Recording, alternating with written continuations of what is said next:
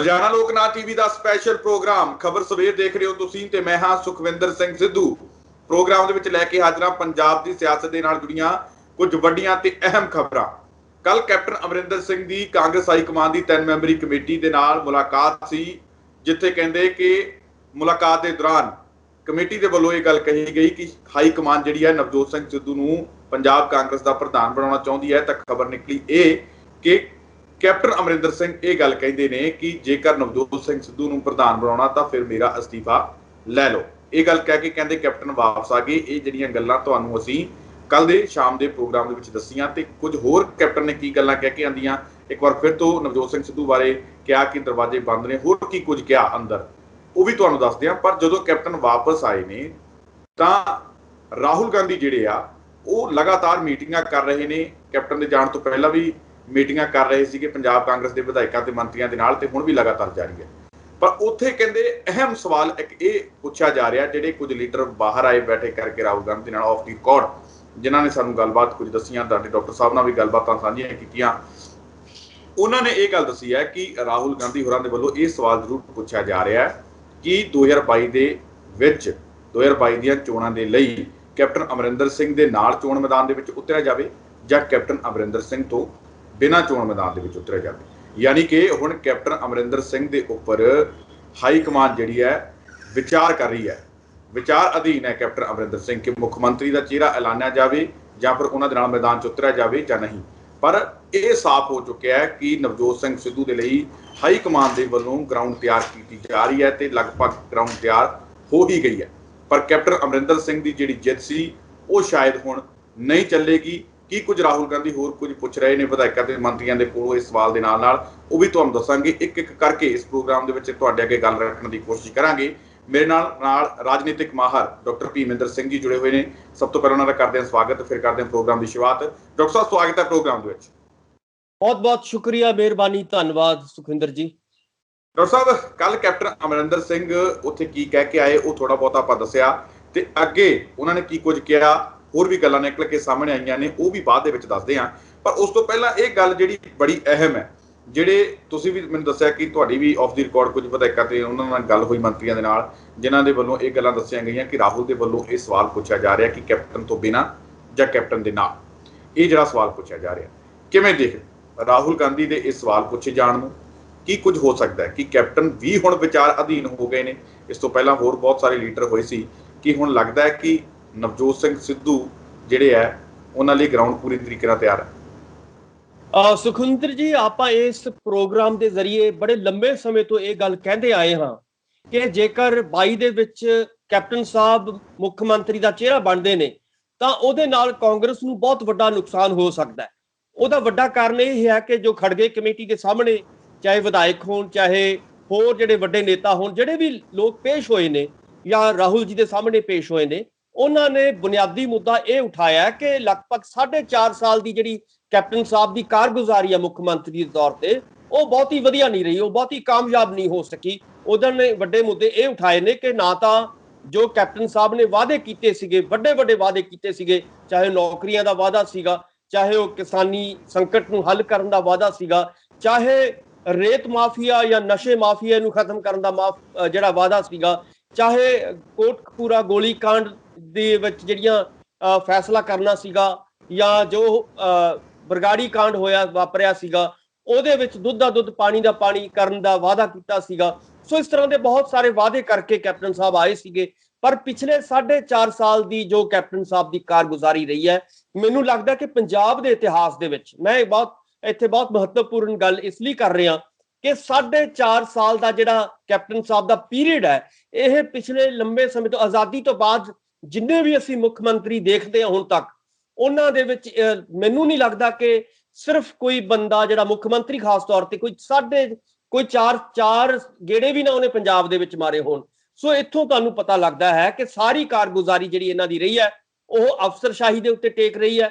ਔਰ ਕਿਉਂਕਿ ਨੁਮਾਇੰਦੇ ਜਿਹੜੇ ਹੁੰਦੇ ਨੇ, ਜਿਹੜੇ MLA ਸਾਹਿਬਾਨ ਹੁੰਦੇ ਨੇ ਜਾਂ ਮੰਤਰੀ ਸਾਹਿਬਾਨ ਹੁੰਦੇ ਨੇ, ਉਹਨਾਂ ਨੇ ਤਾਂ ਲੋਕਾਂ ਦੇ ਵਿੱਚ ਜਾਣਾ ਹੁੰਦਾ ਔਰ ਲੋਕਾਂ ਨੇ ਉਹਨਾਂ ਤੋਂ ਸਵਾਲ ਪੁੱਛਣੇ ਹੁੰਦੇ ਨੇ।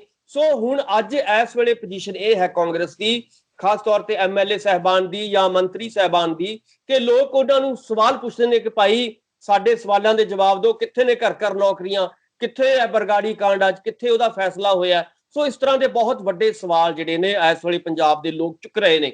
ਜਦੋਂ ਕਿ ਦੂਜੇ ਪਾਸੇ ਕੀ ਹੋ ਰਿਹਾ ਕਿ ਕੈਪਟਨ ਸਾਹਿਬ ਸਾਰੀ ਚੀਜ਼ ਨੂੰ ਘੁਮਾਉਣ ਦੀ ਕੋਸ਼ਿਸ਼ ਕਰ ਰਹੇ ਨੇ।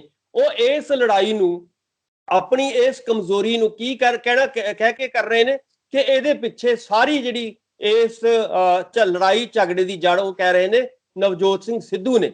ਸੋ ਇਸ ਕਰਕੇ ਇਸ ਨੂੰ ਘੁਮਾਉਣ ਦੀ ਕੋਸ਼ਿਸ਼ ਕੀਤੀ ਜਾ ਰਹੀ ਹੈ। ਲੋਕਾਂ ਦਾ ਧਿਆਨ ਮੁੱਦਿਆਂ ਤੋਂ, ਖਾਸ ਤੌਰ ਤੇ ਖੜਗੇ ਕਮੇਟੀ ਦਾ ਧਿਆਨ ਜਿਹੜਾ ਹੈਗਾ ਹਟਾਉਣ ਦੀ ਕੋਸ਼ਿਸ਼ ਰਾਹੁਲ ਗਾਂਧੀ ਦੇ ਵੱਲੋਂ ਇਹ ਗੱਲਾਂ ਪੁੱਛੀਆਂ ਜਾ ਰਹੀਆਂ ਨੇ ਕਿ ਕੈਪਟਨ ਤੋਂ ਬਿਨਾਂ ਜਾਂ ਕੈਪਟਨ ਦੇ ਨਾਲ। ਮੈਂ ਇਸ ਪਾਸੇ ਗੱਲ ਕਰ ਰਿਹਾ ਸੀ ਕਿ ਕਿਵੇਂ ਦੇਖਦੇ ਹੋ ਕੈਪਟਨ ਦੀ ਸਥਿਤੀ ਨੂੰ ਤੇ ਨਵਜੋਤ ਸਿੰਘ ਸਿੱਧੂ ਦੀ ਸਥਿਤੀ? ਦੇਖੋ, ਜੇ ਤਾਂ ਰਾਹੁਲ ਜੀ ਦੇ ਮਨ ਦੇ ਵਿੱਚ ਇਹ ਗੱਲ ਆਉਂਦੀ ਹੈ ਕਿ ਅਸੀਂ ਨਵਾਂ ਚਿਹਰਾ ਲੈ ਕੇ ਆਉਣਾ ਚਾਹੁੰਦੇ ਹਾਂ ਜਾਂ ਅਸੀਂ ਪੰਜਾਬ ਦੇ ਲੋਕਾਂ ਦੀ ਆਵਾਜ਼ ਸੁਣਨਾ ਚਾਹੁੰਦੇ ਹਾਂ, ਤਾਂ ਲਾਜ਼ਮੀ ਤੌਰ ਤੇ ਉਹ ਆਉਣ ਵਾਲੇ ਦਿਨਾਂ ਦੇ ਵਿੱਚ ਇੱਕ ਬੁਨਿਆਦੀ ਚੇਂਜ ਕਰਨਗੇ। ਬੁਨਿਆਦੀ ਖਾਸ ਤੌਰ ਤੇ ਤੁਸੀਂ ਪ੍ਰਧਾਨਗੀ ਦੀ ਗੱਲ ਕੀਤੀ ਸੀਗੀ, ਉਹਦੇ ਵਿੱਚ ਬਹੁਤ ਵੱਡੀ ਚੇਂਜ ਆ ਸਕਦੀ ਹੈ। ਔਰ ਤੁਸੀਂ ਮੁੱਖ ਮੰਤਰੀ ਦੇ ਚਿਹਰੇ ਦੇ ਤੌਰ ਤੇ ਗੱਲ ਕੀਤੀ ਸੀਗੀ, ਉਹਦੇ ਵਿੱਚ ਜਿਹੜਾ ਹੈਗਾ ਵੱਡਾ ਐਲਾਨ ਆਉਣ ਵਾਲੇ ਦਿਨਾਂ ਦੇ ਵਿੱਚ ਹੋ ਸਕਦਾ ਹੈ। ਪਰ ਜੇਕਰ ਆਪਾਂ ਜੇ ਇਹਨੂੰ ਦੂਜੇ ਪਾਸੇ, ਇੱਕ ਤਸਵੀਰ ਦਾ ਦੂਜਾ ਪਾਸਾ ਵੇਖਦੇ ਹਾਂ, ਜੇਕਰ ਕੈਪਟਨ ਸਾਹਿਬ ਹੀ 22 ਦੇ ਵਿੱਚ ਮੁੱਖ ਮੰਤਰੀ ਦੇ ਚਿਹਰਾ ਰਹਿੰਦੇ ਨੇ, ਜੇਕਰ ਕੈਪਟਨ ਸਾਹਿਬ ਦੇ ਨਾਲ ਸਾਰੀ ਕੋਟਰੀ ਇਸੇ ਤਰ੍ਹਾਂ ਹੀ ਬਣੀ ਰਹਿੰਦੀ ਹੈ, ਤਾਂ ਲਾਜ਼ਮੀ ਤੌਰ ਤੇ ਪੰਜਾਬ ਦੀ ਕਾਂਗਰਸ ਦੇ ਵਿੱਚ ਬਹੁਤ ਵੱਡੀਆਂ ਜਿਹੜੀਆਂ ਸੀ ਲੜਾਈ ਝਗੜੇ ਜਿਹੜੇ ਸੀਗੇ, ਬਹੁਤ ਵੱਡੀ ਹੋਰ ਜਿਹੜਾ ਵਿਰੋਧ ਹੈ ਉਹ ਬੁਰੀ ਤਰ੍ਹਾਂ ਜਿਹੜਾ ਹੈਗਾ ਵੱਧ ਜਾਏਗਾ। ਔਰ 22 ਦੇ ਵਿੱਚ ਇੱਕ ਜੋ ਹਾਲ ਅਕਾਲੀ ਦਲ ਦਾ ਹੋਇਆ ਸੀ 17 ਦੇ ਵਿੱਚ, ਉਹੀ ਹਾਲ ਜਿਹੜਾ ਹੈਗਾ ਹੋ ਜਾਏਗਾ 22 ਦੇ ਵਿੱਚ ਕਾਂਗਰਸ ਦਾ। ਸੋ ਇਸ ਕਰਕੇ ਮੈਨੂੰ ਨਹੀਂ ਲੱਗਦਾ ਕਿ ਰਾਹੁਲ ਜੀ ਜਿਹੜਾ ਸਵਾਲ ਬੁਨਿਆਦੀ ਤੌਰ ਤੇ ਪੁੱਛ ਰਹੇ ਨੇ ਕਿ ਭਾਈ ਦੱਸੋ ਕਿ ਹੁਣ 22 ਦੇ ਵਿੱਚ ਕੀ ਕੈਪਟਨ ਸਾਹਿਬ ਨੂੰ ਲਿਆਂਦਾ ਜਾ ਸਕਦਾ ਜਾਂ ਨਹੀਂ ਲਿਆਂਦਾ ਜਾ ਸਕਦਾ, ਇਹ ਇੱਕ ਬਹੁਤ ਵੱਡਾ ਸਵਾਲ ਹੈ ਜੋ ਰਾਹੁਲ ਜੀ, ਮੈਨੂੰ ਲੱਗਦਾ ਕਿ ਬਹੁਤ ਸਹੀ ਸਵਾਲ ਉਹ ਆਪਣੇ ਵਿਧਾਇਕਾਂ ਤੋਂ ਜਿਹੜੇ ਨੇ ਜਾਂ ਆਪਣੇ ਮਿਨਿਸਟਰ ਸਾਹਿਬਾਨ ਤੋਂ ਪੁੱਛ ਰਹੇ ਨੇ। ਵੀ ਕਹਿੰਦੇ ਲੋਕ ਕੀ ਸੋਚਦੇ ਨੇ, ਲੋਕ ਕੀ ਸੋਚਦੇ ਨੇ। ਇਸ ਵੇਲੇ ਪੰਜਾਬ ਦੇ ਲੋਕ ਜਿਹੜੇ ਨੇ, ਪੰਜਾਬ ਦੇ ਲੋਕਾਂ ਦੀ ਆਵਾਜ਼ ਸੁਣਨੀ ਚਾਹੀਦੀ ਹੈ ਕਾਂਗਰਸ ਨੂੰ। ਪੰਜਾਬ ਦੇ ਲੋਕਾਂ ਦੀ ਇਹੀ ਆਵਾਜ਼ ਹੈ ਕਿ ਕੈਪਟਨ ਸਾਹਿਬ ਤਾਂ ਪੰਜਾਬ ਦੇ ਵਿੱਚ ਵੜੇ ਨਹੀਂ ਹੈਗੇ। ਬਹੁਤ ਜਿਹੜੇ ਹੁੰਦਾ ਹੈ ਕਿ ਵਾਅਦੇ ਪੂਰੇ, ਜਿਵੇਂ ਉਹ ਕੱਲ ਵੀ ਉਹਨਾਂ ਨੇ ਕਿਹਾ ਖੜਗੇ ਕਮੇਟੀ ਦੇ ਸਾਹਮਣੇ ਕਿ ਮੈਂ ਤਾਂ 84-85% ਜਿਹੜੇ ਨੇ ਵਾਅਦੇ ਪੂਰੇ ਕਰ ਵੀ ਦਿੱਤੇ। ਸੋ ਇਦਾਂ ਦਾ ਜਿਹੜਾ ਝੂਠ ਬੋਲਿਆ ਜਾ ਰਿਹਾ ਹੈ ਹਾਈ ਕਮਾਂਡ ਦੇ ਅੱਗੇ, ਮੈਨੂੰ ਲੱਗਦਾ ਹੈ ਕਿ ਕੈਪਟਨ ਸਾਹਿਬ ਦੀ ਜਿਹੜੀ ਛਵੀ ਹੈ, ਜਿਹੜੀ 17 ਦੇ ਵਿੱਚ ਛਵੀ ਹੈ, ਉਹ ਛਵੀ ਨਹੀਂ ਰਹੀ। ਔਰ ਉਹਦਾ ਵੱਡਾ ਕਾਰਨ ਹੈ ਕਿ ਉਹਨਾਂ ਦੀ ਜਿਹੜੀ ਕਾਰਜਸ਼ੈਲੀ ਰਹੀ ਹੈ ਉਹ ਬਹੁਤੀ ਲੋਕਾਂ ਦੇ ਪੱਖ ਦੇ ਵਿੱਚ ਜਾਂ ਪੰਜਾਬ ਦੇ ਪੱਖ ਦੇ ਵਿੱਚ, ਜਾਂ ਜਿਹੜੇ ਪੰਜਾਬ ਦੇ ਲਈ ਉਹਨਾਂ ਨੇ ਵੱਡੇ ਵੱਡੇ ਵਾਅਦੇ ਕੀਤੇ ਸੀਗੇ ਉਹ ਨਹੀਂ ਉਹ ਨਿਭਾ ਸਕੇ। ਉਹ ਪੰਜਾਬ ਦੇ ਲੋਕਾਂ ਦੀ ਨਬਜ਼ ਨਹੀਂ ਪਛਾਣ ਸਕੇ। ਔਰ ਪੰਜਾਬ ਦੇ ਵਿੱਚ ਜਿਹੜੀ ਕਾਂਗਰਸ ਹੈ ਉਹਦੇ ਉੱਤੇ ਜਿਹੜੀ ਮਜ਼ਬੂਤ ਸਥਿਤੀ ਪਿਛਲੇ ਵਾਰੀ ਉਹਨਾਂ ਦੀ ਬਣੀ ਸੀਗੀ, ਉਸ ਤਰ੍ਹਾਂ ਦੀ ਮਜ਼ਬੂਤ ਸਥਿਤੀ ਇਸ ਵੇਲੇ ਨਹੀਂ ਹੈ। ਸੋ ਉਹਦਾ ਨਤੀਜਾ ਕੀ ਹੋਏਗਾ? ਨਤੀਜਾ ਮੈਨੂੰ ਇਹ ਲੱਗਦਾ ਹੈ ਕਿ 22 ਦੇ ਵਿੱਚ ਲਾਜ਼ਮੀ ਤੌਰ ਤੇ ਜਿਹੜਾ ਹੈਗਾ ਚਿਹਰਾ ਬਦਲਿਆ ਜਾਏਗਾ, ਇੰਜਨ ਬਦਲਿਆ ਜਾਏਗਾ। ਔਰ ਉਹਦੇ ਵਿੱਚ ਜੇ ਆਪਾਂ ਜਿਹੜੇ ਬੰਦਿਆਂ ਦੀ ਰੇਸ ਹੈ ਉਹਦੇ ਵਿੱਚ ਜੇ ਆਪਾਂ ਕਹੀਏ ਕਿ ਉਸ ਰੇਸ ਦੇ ਵਿੱਚ ਸਭ ਤੋਂ ਅੱਗੇ ਨਵਜੋਤ ਸਿੰਘ ਸਿੱਧੂ ਹੋਰਾਂ ਦਾ ਚਿਹਰਾ ਆਉਂਦਾ ਹੈ। ਔਰ ਜੇਕਰ ਨਵਜੋਤ ਸਿੰਘ ਸਿੱਧੂ ਸਿੱਧੂ ਦੀ ਜਗ੍ਹਾ ਤੇ ਸਿੱਧੂ ਆ ਸਕਦਾ ਹੈ, ਬਿਲਕੁਲ ਇੱਕ ਨਵਾਂ ਸਿੱਧੂ ਜਿਹੜਾ ਹੈਗਾ ਉਹ ਲਿਆਂਦਾ ਜਾ ਸਕਦਾ ਹੈ 22 ਦੇ ਵਿੱਚ। ਔਰ ਜੇਕਰ ਕਾਂਗਰਸ ਨੇ ਚੋਣਾਂ ਜਿੱਤਣੀਆਂ ਨੇ ਜਾਂ ਲੋਕਾਂ ਦਾ ਦਿਲ ਜਿੱਤਣਾ ਹੈ, ਤਾਂ ਨਵਜੋਤ ਸਿੰਘ ਸਿੱਧੂ ਤੋਂ ਬਿਨਾਂ ਕਾਂਗਰਸ ਦੀ ਕੋਈ ਵੀ ਜਿਹੜਾ ਹੈਗਾ ਆਪਾਂ ਕਹਿ ਸਕਦੇ ਹਾਂ ਕਿ ਜਿੱਤ ਹੋਣ ਦੀਆਂ ਸੰਭਾਵਨਾਵਾਂ ਬਹੁਤ ਘੱਟ ਨੇ। ਸੋ ਇਸ ਕਰਕੇ ਰਾਹੁਲ ਜੀ ਨੂੰ ਵੀ ਇਹ ਪਤਾ ਹੈ ਕਿ ਪੰਜਾਬ ਦੇ ਲੋਕ ਜਿਹੜੇ ਨੇ ਉਹਨਾਂ ਨੇ ਹੁਣ ਤੱਕ ਜਿਹੜੀ ਨਬਜ਼ ਪਛਾਣ ਲਈ ਹੈ, ਇਸ ਲਈ ਉਹ ਕੋਈ ਆਉਣ ਵਾਲੇ ਦਿਨਾਂ ਦੇ ਵਿੱਚ ਵੱਡਾ ਵਾਅਦਾ ਨਹੀਂ ਕਰ ਰਹੇ। ਤੁਸੀਂ ਵੀ ਦੇਖਿਆ ਹੋਵੇਗਾ ਕਿ ਕੱਲ ਬਿਨਾਂ ਕਿਸੇ ਗੱਲ ਕੀਤਿਆਂ ਕਿਸੇ ਵੀ ਪੱਤਰਕਾਰ ਦੇ ਨਾਲ ਕੈਪਟਨ ਸਾਹਿਬ ਨੇ ਕੋਈ ਗੱਲ ਨਹੀਂ ਕੀਤੀ। ਇਹਦਾ ਮਤਲਬ ਅੰਦਰ ਖਾਤੇ ਉਹਨਾਂ ਨੂੰ ਪਤਾ ਲੱਗ ਚੁੱਕਿਆ ਹੈ ਕਿ ਆਉਣ ਵਾਲੇ ਸਮੇਂ ਦੇ ਵਿੱਚ ਮੇਰੀ ਜਿਹੜੀ ਹੈਗੀ ਹੈ ਸੱਤਾ ਖੁੱਸ ਰਹੀ ਹੈ ਹੁਣ, ਔਰ ਉਹਨਾਂ ਦੀਆਂ ਜੜ੍ਹਾਂ ਜਿਹੜੀਆਂ ਨੇ ਹਿੱਲ ਰਹੀਆਂ ਨੇ, ਔਰ ਧਰਤੀ ਥੱਲੋਂ ਜਿਹੜੀ ਹੈਗੀ ਹੈ ਜਵਾਬ ਦੇ ਰਹੀ ਹੈ। ਸੋ ਇਸ ਕਰਕੇ ਤੁਸੀਂ ਦੇਖੋਗੇ ਕਿ ਆਉਣ ਵਾਲੇ ਦਿਨਾਂ ਦੇ ਵਿੱਚ ਵੱਡੀਆਂ ਚੇਂਜਿਸ ਜਿਹੜੀਆਂ ਨੇ ਕਾਂਗਰਸ ਦੀ ਪਾਰਟੀ ਦੇ ਵਿੱਚ, ਚਾਹੇ ਉਹ ਜਥੇਬੰਦਕ ਢਾਂਚੇ ਦੇ ਤੌਰ ਤੇ ਹੋਵੇ, ਚਾਹੇ ਉਹ ਮਿਨਿਸਟਰੀਆਂ ਦੇ ਤੌਰ ਤੇ ਹੋਵੇ, ਬਹੁਤ ਸਾਰੇ ਬਦਲਾਅ ਜਿਹੜੇ ਨੇ ਤੁਸੀਂ ਦੇਖ ਸਕਦੇ ਹੋ ਕਿ ਆਉਣ ਵਾਲੇ ਲਗਭਗ ਇਸੇ ਮਹੀਨੇ ਦੇ ਆਖਰੀ ਦਿਨਾਂ ਦੇ ਵਿੱਚ ਕਾਫੀ ਵੱਡੀਆਂ ਸੰਭਾਵਨਾਵਾਂ ਨੇ। ਜੇ ਕੈਪਟਨ ਤੇ ਵਿਚਾਰ ਕੀਤਾ ਜਾ ਰਿਹਾ ਤਾਂ ਫਿਰ ਇਹਦਾ ਮਤਲਬ ਉਹਨਾਂ ਕੋਲੇ ਬਦਲ ਹੈ। ਜੇ ਕੈਪਟਨ ਤੇ ਵਿਚਾਰ ਹੈ ਤਾਂ ਉਹਨਾਂ ਕੋਲੇ ਕੈਪਟਨ ਦਾ ਬਦਲ ਹੈ, ਇਸ ਦਾ ਮਤਲਬ।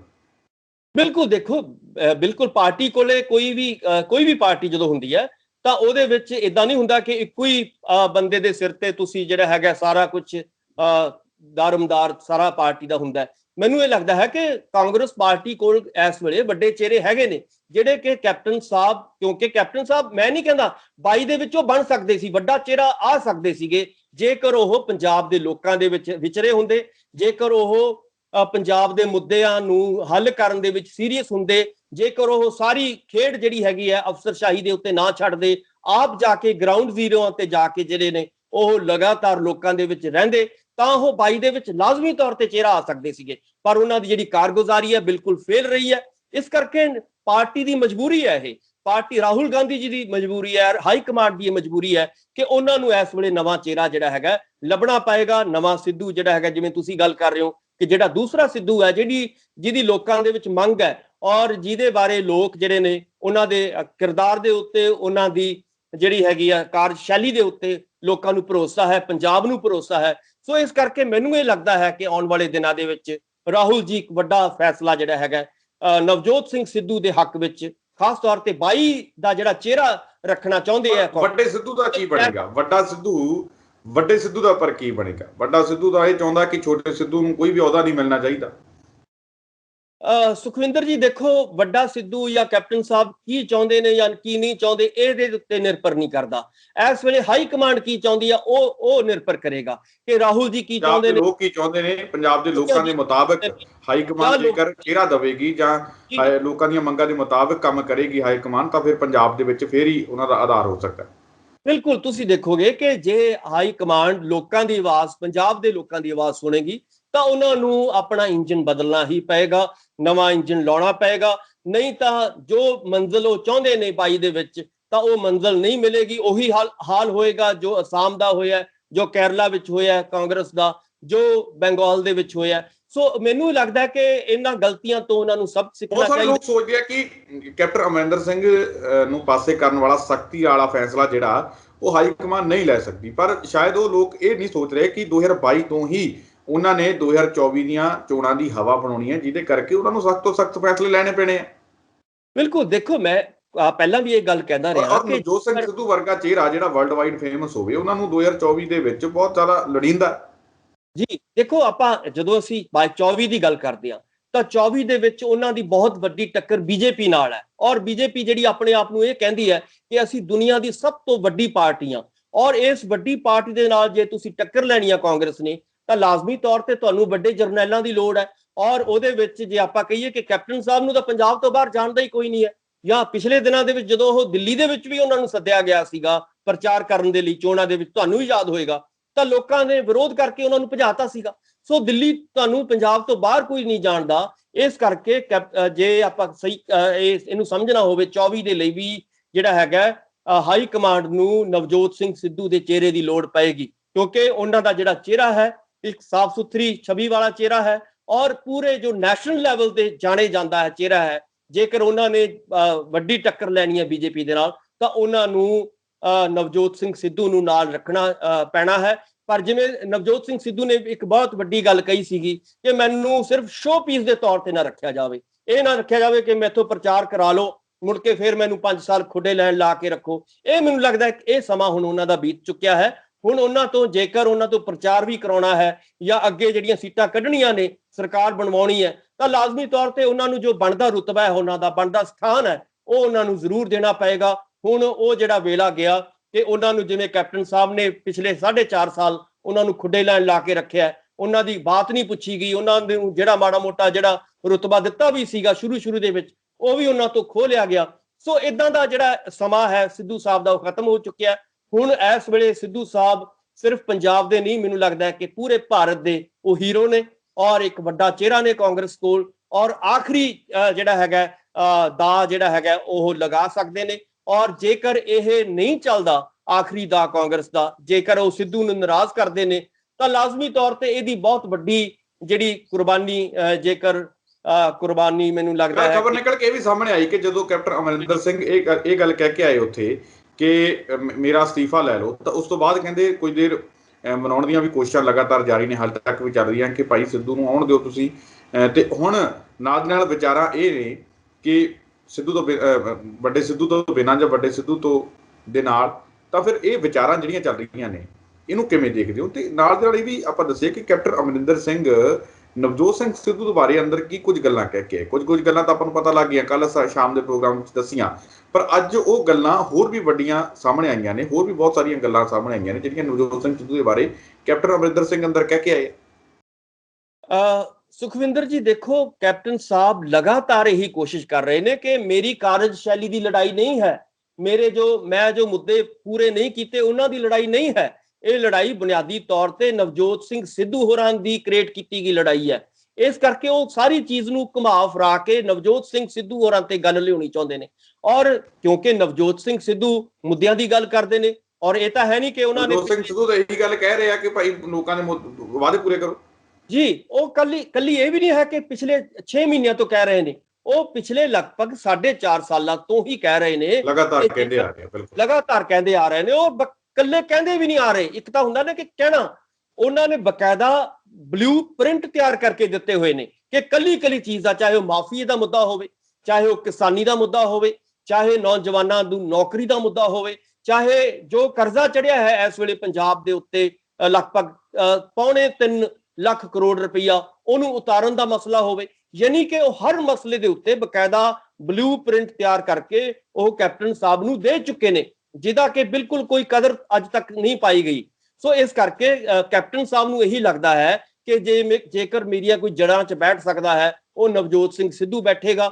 ਸੋ ਇਸ ਕਰਕੇ ਉਹ ਹੁਣ ਡਰੇ ਹੋਏ ਨੇ ਔਰ ਲਗਾਤਾਰ ਇਹੀ ਕੋਸ਼ਿਸ਼ ਕਰ ਰਹੇ ਨੇ, ਔਰ ਹਾਈ ਕਮਾਂਡ ਨੂੰ ਇਹ ਗੱਲ ਕਹਿ ਰਹੇ ਨੇ ਕਿ ਤੁਸੀਂ ਨਵਜੋਤ ਸਿੰਘ ਸਿੱਧੂ ਦਾ ਅਨੁਸ਼ਾਸਨ ਦੇਖੋ। ਉਹ ਅਨੁਸ਼ਾਸਨ ਨਹੀਂ ਮੰਨ ਰਹੇ, ਉਹ ਬਾਰ-ਬਾਰ ਮੇਰੇ ਖਿਲਾਫ ਬੋਲ ਰਹੇ ਨੇ ਔਰ ਕਾਂਗਰਸ ਦੀ ਛਵੀ ਖਰਾਬ ਕਰ ਰਹੇ ਨੇ। ਇਦਾਂ ਦੀਆਂ ਗੱਲਾਂ ਨਵਜੋਤ ਸਿੰਘ ਸਿੱਧੂ ਬਿਲਕੁਲ ਤੁਹਾਡੀ ਗੱਲ ਤੇ ਵੀ ਆਵਾਂਗੇ। ਇੱਕ ਵਾਰੀ ਮੈਂ ਸਵਾਲ ਲੈ ਲਵਾਂ, ਨਵਜੋਤ ਸਿੰਘ ਸਿੱਧੂ ਮੁੱਦਿਆਂ ਦੀ ਗੱਲ ਕਰ ਰਿਹਾ, ਜੇਕਰ ਨਵਜੋਤ ਸਿੰਘ ਸਿੱਧੂ ਇਹ ਗੱਲ ਕਹਿ ਰਿਹਾ ਕਿ ਭਾਈ ਆਪਾਂ ਵਾਅਦੇ ਪੂਰੇ ਕਰੀਏ, ਲੋਕਾਂ ਦੇ ਨਾਲ ਸਾਰੇ ਵਾਅਦੇ ਕੀਤੇ ਆ ਜਿਹੜੇ ਉਹ ਪੂਰੇ ਕਰ ਦਿਓ, ਗੁਰੂ ਗ੍ਰੰਥ ਸਾਹਿਬ ਦੀ ਬੇਅਦਬੀ ਦੀ ਜਿਹੜੇ ਦੋਸ਼ੀ ਉਹਨਾਂ ਨੂੰ ਫੜ ਲਓ, ਗੋਲੀ ਕਾਂਡਾਂ ਦੇ ਦੋਸ਼ੀ ਉਹਨਾਂ ਨੂੰ ਫੜ ਲਓ, ਡਰੱਗ ਮਾਮਲੇ ਦੇ ਜਿਹੜੇ ਦੋਸ਼ੀ ਆ ਉਹਨਾਂ ਨੂੰ ਫੜ ਲਓ, ਕੇਬਲ ਮਾਫੀਆ, ਰੇਤ ਮਾਫੀਆ ਵਾਲੇ ਫੜ ਲਓ, ਤਾਂ ਫਿਰ ਉਹ ਕਿਉਂ ਲੱਗਦਾ ਕੈਪਟਨ ਅਮਰਿੰਦਰ ਸਿੰਘ ਨੂੰ ਕਿ ਮੇਰੇ ਖਿਲਾਫ ਬੋਲ ਰਹੇ?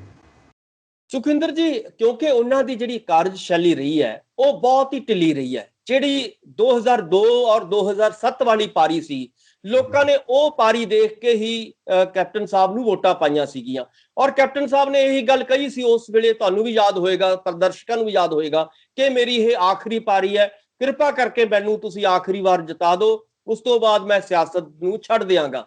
ਸੋ ਇਸ ਕਰਕੇ ਇਹ ਆਖਰੀ ਪਾਰੀ ਉਹਨਾਂ ਨੂੰ ਲੱਗਿਆ ਕਿ ਇਹ ਮੇਰੀ ਆਖਰੀ ਪਾਰੀ ਹੈ, ਇਹਦੇ ਵਿੱਚ ਮੇਰੇ ਹੁਣ ਇੰਜੋਏ ਕਰਨ ਦੇ ਦਿਨ ਨੇ, ਮੈਂ ਤਾਂ ਹੁਣ ਇੰਜੋਏ ਕਰਨਾ ਹੈ ਬਸ ਲਾਈਫ ਨੂੰ। ਸੋ ਇਸ ਕਰਕੇ ਜੋ ਮੈਨੂੰ ਸੱਤਾ ਮਿਲਣੀ ਸੀ ਮਿਲ ਗਈ। ਸੋ ਇਹਦਾ ਨਤੀਜਾ ਕੀ ਨਿਕਲਿਆ ਕਿ ਉਹ ਪੰਜਾਬ ਦੇ ਜਿਹੜੇ ਅਸਲੀ ਮੁੱਦੇ ਸੀਗੇ, ਜਾਂ ਜਿਹੜੇ ਮੁੱਦੇ ਉਹਨਾਂ ਨੇ ਵਾਅਦੇ ਘਰ ਘਰ ਨੌਕਰੀ ਦੇਣ ਦੇ ਫਾਰਮ ਭਰ ਕੇ ਜਾਂ ਹੋਰ ਸਰਟੀਫਿਕੇਟ ਇਸ਼ੂ ਕਰਕੇ ਜਿਹੜੇ ਸੀ ਲੋਕਾਂ ਦੇ ਨਾਲ ਕੀਤੇ ਸੀਗੇ, ਉਹ ਇੱਕ ਜੁਮਲੇਬਾਜ਼ੀ ਤੱਕ ਜਿਹੜੇ ਹੈਗਾ ਸੀਮਤ ਹੋ ਕੇ ਰਹਿ ਗਏ। ਸੋ ਉਹਦਾ ਨਤੀਜਾ ਕੀ ਨਿਕਲਿਆ ਕਿ ਲੋਕਾਂ ਦੇ ਵਿੱਚ ਤਰ੍ਹਾਂ ਜਿਹੜੀ ਹੈਗੀ ਉਹ ਮਚ ਗਈ। ਪੰਜਾਬ ਦੇ ਜਿਹੜੇ ਵਜ਼ੀਰਾਂ ਨੂੰ ਉਹ ਨਹੀਂ ਮਿਲੇ, ਪੰਜਾਬ ਦੇ ਵਿਧਾਇਕਾਂ ਨੂੰ, ਆਪਣੇ ਵਿਧਾਇਕਾਂ ਨੂੰ ਉਹ ਨਹੀਂ ਮਿਲੇ, ਉਹਨਾਂ ਦੀ ਕਾਰਜਸ਼ੈਲੀ ਤੇ ਲਗਾਤਾਰ ਜਿਹੜੀ ਸੀਗੇ ਸਵਾਲ ਉੱਠਣੇ ਸ਼ੁਰੂ ਹੋ ਗਏ। ਔਰ ਇਹ ਅੱਗ ਬਲਦੀ ਹੌਲੀ ਭਾਂਬੜ ਬਣੀ। ਔਰ ਅੱਜ ਆਪਾਂ ਨੂੰ ਪਤਾ ਹੈ ਕਿ ਇਹਦੇ ਵਿੱਚ ਹਾਈ ਕਮਾਂਡ ਨੂੰ ਇੰਟਰਵੀਨ ਕਰਨਾ ਪਿਆ, 3 ਮੈਂਬਰੀ ਕਮੇਟੀ ਬਣਾਉਣੀ ਪਈ। ਔਰ ਇਹ ਸਾਰੀ ਗੱਲ ਉਦੋਂ ਵਾਪਰੀ ਹੈ ਜਦੋਂ ਕੈਪਟਨ ਸਾਹਿਬ ਇਹ ਗੱਲ ਕਰਨ ਲੱਗੇ ਕਿ ਮੈਂ ਤਾਂ 84-85% ਵਾਅਦੇ ਪੂਰੇ ਕਰਤੇ, ਜਦੋਂ ਕਿ ਜਿਹੜੀ ਗਰਾਊਂਡ ਰਿਐਲਿਟੀ ਹੈ, ਜਿਹੜੀ ਅਸਲੀ ਹਕੀਕਤ ਹੈ ਇਹਨਾਂ ਵਾਅਦਿਆਂ ਦੀ, ਉਹਦੇ ਵਿੱਚ ਮੈਨੂੰ ਲੱਗਦਾ ਹੈ ਕਿ ਕੋਈ ਵੀ ਵਾਅਦਾ ਇਸ ਵੇਲੇ ਜਿਹੜਾ ਹੈਗਾ ਪੂਰਾ ਹੁੰਦਾ ਨਜ਼ਰ ਨਹੀਂ ਦਿਖ ਰਿਹਾ। ਔਰ ਇਸ ਕਰਕੇ ਤੁਸੀਂ ਦੇਖੋਗੇ ਕਿ ਕੈਪਟਨ ਸਾਹਿਬ ਜਿਹੜੇ ਨੇ ਲਗਾਤਾਰ ਝੂਠ ਤੇ ਝੂਠ ਫੈਲਾ ਕੇ ਜਿਹੜਾ ਸੀਗਾ ਨਵਜੋਤ ਸਿੰਘ ਸਿੱਧੂ ਨੂੰ ਥੱਲੇ ਲਾਉਣ ਦੀ ਕੋਸ਼ਿਸ਼ ਕਰ ਰਹੇ ਨੇ। ਪਰ ਸਚਾਈ ਜਿਹੜੀ ਹੁੰਦੀ ਹੈ ਅਖੀਰ ਨੂੰ ਸੱਤਿਆਮੇਵ ਜਯਤੇ, ਯਾਨੀ ਕਿ ਅਖੀਰ ਨੂੰ ਸੱਚ ਦੀ ਜਿੱਤ ਹੁੰਦੀ ਹੈ, ਸੱਚ ਦੀ ਜਿੱਤ ਹੋਏਗੀ ਔਰ ਨਵਜੋਤ ਸਿੰਘ ਸਿੱਧੂ ਅੱਗੇ ਆਉਣਗੇ। ਔਰ ਇਹ ਸਭ ਤੋਂ ਤੱਕ ਫੈਸਲਾ ਹੋ ਸਕਦਾ ਕਹਿੰਦੇ? ਬਿਲਕੁਲ ਬਹੁਤ ਜਲਦੀ ਫੈਸਲਾ ਕਰਨਾ ਪਏਗਾ। ਜੇਕਰ ਡਿਲੇ ਜਿੰਨਾ ਕਰਨਗੇ ਹਾਈ ਕਮਾਂਡ, ਜਿੰਨੀ ਡਿਲੇ ਕਰੇਗੀ ਉਨਾ ਹੀ ਨੁਕਸਾਨ ਜਿਹੜਾ ਹੈਗਾ ਆਉਣ ਵਾਲੇ ਦਿਨਾਂ ਦੇ ਵਿੱਚ ਕਾਂਗਰਸ ਦਾ ਹੋ ਸਕਦਾ ਹੈ। ਕਿ ਜਿਵੇਂ ਆਪਾਂ ਨੇ ਦੇਖਿਆ ਕਿ ਰਾਜਸਥਾਨ ਦੇ ਵਿੱਚ ਉਹਨਾਂ ਨੇ ਬਹੁਤ ਡਿਲੇ ਕੀਤੀ ਸੀਗੀ, ਬਹੁਤ ਜਿਹੜਾ ਹੈਗਾ ਵੱਡੇ ਫੈਸਲੇ ਉਹਨਾਂ ਨੂੰ ਲੈਣੇ ਬਣਦੇ ਸੀਗੇ ਪਰ ਉਹ ਨਹੀਂ ਲਏ, ਉਹਦੇ ਕਰਕੇ ਜਿਹੜਾ ਹੈਗਾ ਵੱਡਾ ਨੁਕਸਾਨ ਹੋਣ ਦੀਆਂ ਸੰਭਾਵਨਾਵਾਂ ਰਾਜਸਥਾਨ ਦੇ ਵਿੱਚ ਨੇ। ਇਸੇ ਤਰ੍ਹਾਂ ਦੇ ਵਿੱਚ ਪਹਿਲਾਂ ਸਰਕਾਰ ਕਰਵਾ ਚੁੱਕੀ ਹੈ। ਹਾਂ ਬਿਲਕੁਲ, ਸਰਕਾਰ ਉਹਨਾਂ ਦੀ ਵੈਸੇ ਹੀ ਟੁੱਟ ਚੁੱਕੀ ਹੈ। ਸੋ ਮੇਰਾ ਕਹਿਣ ਦਾ ਮਤਲਬ ਹੈ ਕਿ ਜੇ ਪੰਜਾਬ ਦੇ ਵਿੱਚ ਵੀ ਉਹੀ ਰਾਜਸਥਾਨ ਜਾਂ MP ਵਾਲਾ ਹਾਲ ਕਰਨਗੇ ਜਾਂ ਇਹਨੂੰ ਡਿਲੇ ਕਰਨ ਦੀ ਕੋਸ਼ਿਸ਼ ਕਰਨਗੇ ਤਾਂ ਪੰਜਾਬ ਦੇ ਵਿੱਚ ਵੀ ਹਾਲਾਤ ਜਿਹੜੇ ਨੇ ਬਹੁਤੇ ਚੰਗੇ ਇਸ ਵੇਲੇ ਨਹੀਂ ਹੈਗੇ।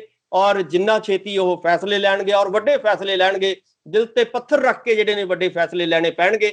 ਇਹ ਨਹੀਂ ਹੈ ਕਿ ਉਹਨੂੰ ਵੀ ਖੁਸ਼ ਕਰ ਲਓ, ਉਹਨੂੰ ਵੀ ਖੁਸ਼ ਕਰ ਲਓ, ਫਲਾਣੀ ਧਿਰ ਵੀ ਖੁਸ਼ ਕਰ ਲਓ।